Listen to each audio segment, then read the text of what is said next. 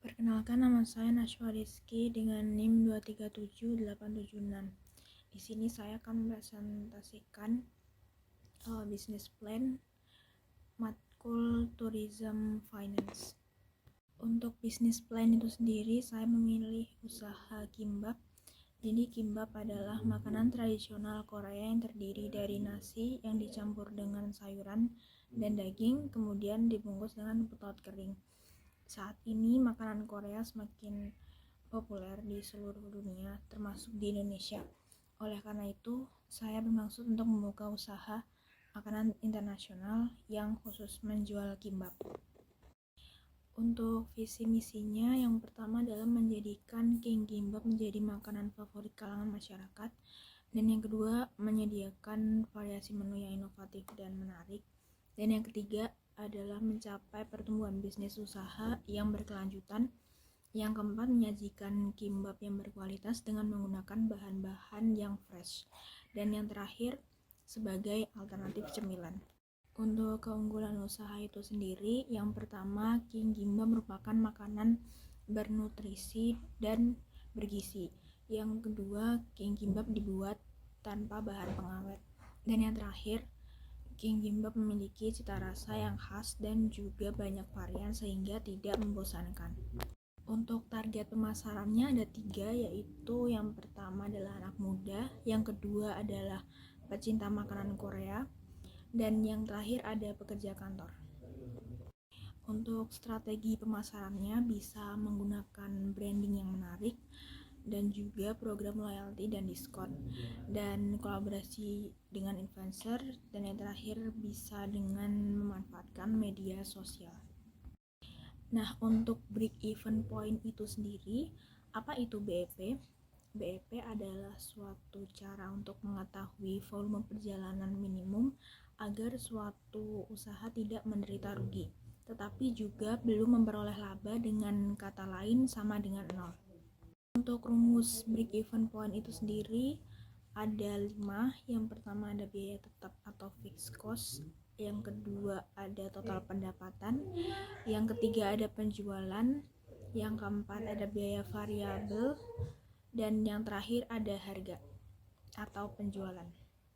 Untuk modal usahanya, saya membutuhkan peralatan yaitu teflon, spatula kompor, panci, pisau talenan, bambu roll sushi, dan untuk packagingnya saya membutuhkan box, sauce cup, stiker, sumpit, plastik bending, dan yang terakhir aluminium foil.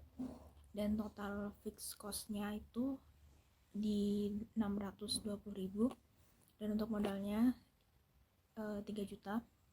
Dan untuk bahannya itu sendiri saya membutuhkan nori, beras, wortel, timun, bayam, selada, fish roll, crab stick, telur, nugget tuna, daging slice, mayo, saus sambal, saus gochujang, saus bulgogi, minyak wijen, dan yang terakhir biji wijen. Total variable cost itu sendiri di 529.000, dan total peralatan bahan dan total peralatan dan bahan itu sendiri di 1.149.000. Untuk biaya lainnya itu adalah biaya packaging di harga 104.000. Untuk harga jual kimbap itu sendiri di penjualan 1 bulan atau 30 hari itu 75 buah dikali 30 hari sama dengan 2.250. Untuk harga jualnya, fixed cost ditambah variable cost dibagi jumlah penjualan selama 1 bulan. 620.000 ditambah 529.000 dibagi 2.250. Total 1.149.000 dibagi 2.250 sama dengan 510. Untuk harga jual kimbap itu sendiri di harga 28.000. Untuk keuntungannya 27.490. Dan untuk BEP penjualan kimbap, untuk BEP unit, fixed cost dibagi selling dikurang variable cost unit sama dengan 620.000 dibagi 28.000 dikurangi 510 sama dengan 620.000 dibagi 27.490 sama dengan 23 unit.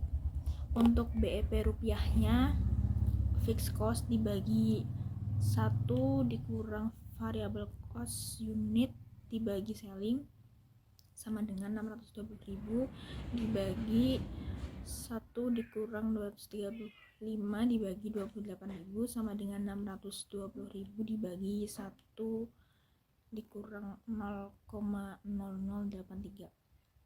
Total 625.189. Untuk laba penjualannya di pendapatan 28.000 dikali 75 sama dengan 2.100.000 dan 2.100.000 dikali 30 hari sama dengan 63 juta.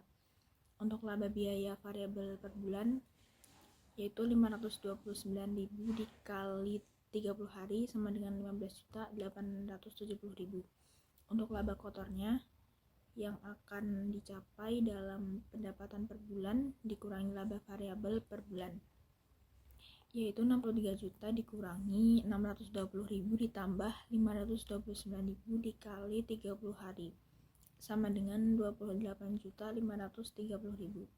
Untuk balik modalnya, kira-kira berapa lama balik modalnya?